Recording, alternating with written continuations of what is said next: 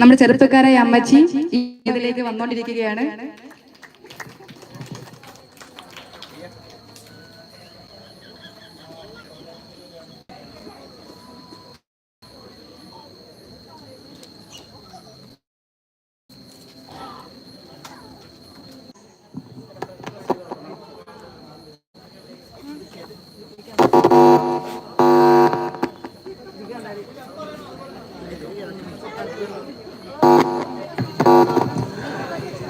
സ്നേഹബഹുമാനമുള്ള jubilarian സാബുവച്ച, അച്ഛൻ്റെ പ്രിയപ്പെട്ട അമ്മച്ചി, സ്നേഹബഹുമാനമുള്ള വൈദികരെ, സിസ്റ്റേഴ്സ്, സഹോദരി സഹോദരന്മാരെ, ഒരിക്കൽ കൂടി നല്ല സായാഹ്നത്തിന്റെ പ്രാർത്ഥനകളും നന്മകളും നേരുന്നു.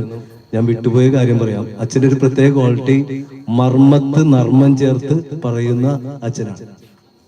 മർമ്മത്ത് നർമ്മം ചേർത്ത് പറയുന്ന അച്ഛനാണ് സെബാസ്റ്റ്യൻ. ബിഗ് അപ്ലോസ് കൊടുക്കും.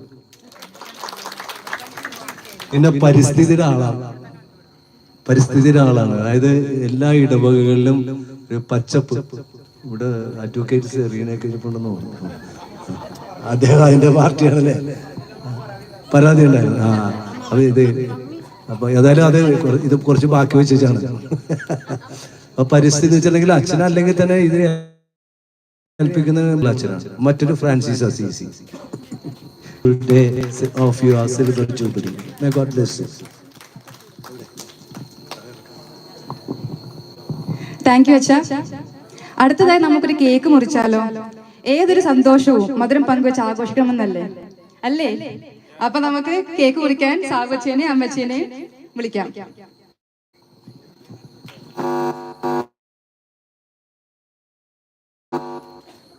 സാബച്ചയ്ക്ക് മധുരം കൊടുത്തോട്ടെ. നമ്മുടെ പ്രിയപ്പെട്ട സാബച്ചയ്ക്ക് മധുരം കൊടുത്തോട്ടെ. ഒന്ന് കൈയടിക്കൂ.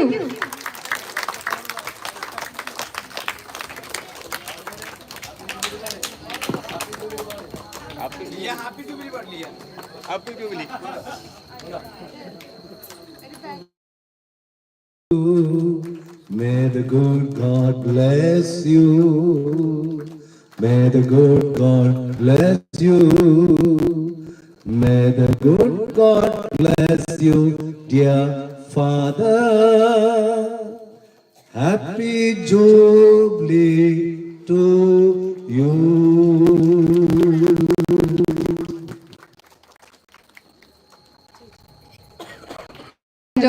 For the background music.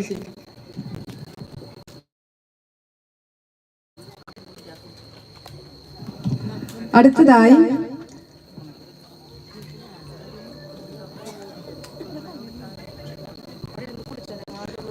നമുക്ക് ഏറ്റവും പ്രിയപ്പെട്ട പ്രൊവിൻഷ്യലമ്മ സിസ്റ്റർ റോസ്മിറ്റിയെ ഞാൻ സ്വാഗതം ചെയ്യുകയാണ് ആശംസ അർപ്പിക്കുന്നതിനായി.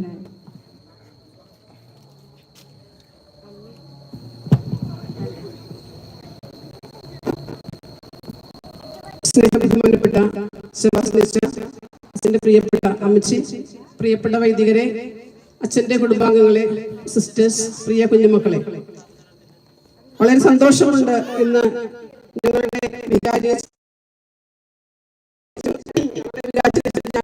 ഹൃദയത്തിൽ ദൈവത്തിൽ ഉള്ള വികാരിയച്ഛൻ എന്നാണ്. അങ്ങനെയുള്ള ഒരു വികാരി ഞങ്ങൾക്ക് എല്ലാവർക്കും നന്ദി. എന്റെ മനസ്സിലേക്ക് വരുന്നത് ജെറമിയ പ്രവാചകന്റെ പുസ്തകം 3-ാം അധ്യായം 15-ാം വാക്യമാണ്. എനിക്ക് ഇഷ്ടപ്പെട്ട ഇടയന്മാരെ ഞാൻ നിങ്ങൾക്ക് നൽകും, അവർ ജ്ഞാനത്തോടും വിവേകത്തോടും കൂടി നിങ്ങളെ നയിക്കും. സെബാസ്റ്റ്യൻ, കഴിഞ്ഞ 4 നൂറ്റാണ്ടായി അച്ഛൻ ദൈവത്തിന് ഇഷ്ടപ്പെട്ട ഇടയനായി ദൈവജനത്തെ നയിക്കുന്നു എന്ന് അച്ഛനെ അഭിമാനത്തോടെ ഓർമ്മിക്കാം. അച്ഛനെ പറ്റി തുടർന്ന് നമ്മൾ ആലോചിക്കുമ്പോൾ നമ്മുടെ മനസ്സിൽ വരുന്ന ചിത്രങ്ങള്, ഭക്തി നിർഭരമായ ബലിയർപ്പണങ്ങള്, ഹൃദയസ്പർശിയായ ഭാഗമായിട്ട് 25 ഭവനങ്ങള് നിർധനർക്ക് വേണ്ടി നിർമ്മിക്കുന്ന ആ ഒരു സ്വപ്ന പദ്ധതിയുടെ 20ാമത്തെ വീടിന്റെ പണിയാണ് ഇപ്പോൾ